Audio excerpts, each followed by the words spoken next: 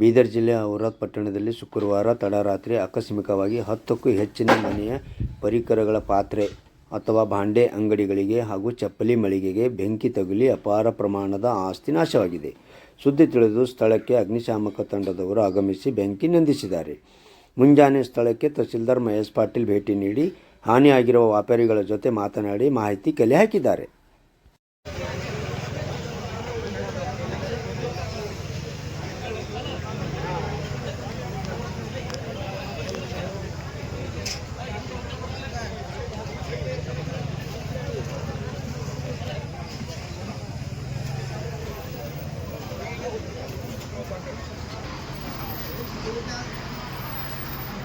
खाली करे घर में छिड़क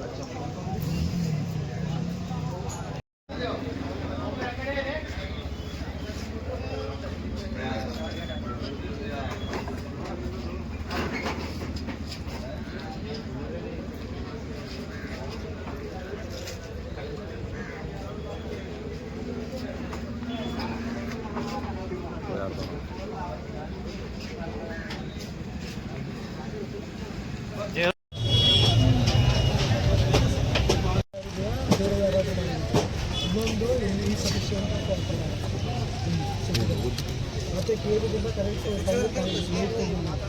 ಮೂರು ಇಶ್ಯೂ ಆಗಿದೆ. ಕರೆಕ್ಟಾಗಿ ಫೈವ್ ಬಿಗರ್ ಬಂದಿದೆ ಇನ್ನೊಂದು ಇಶ್ಯೂ.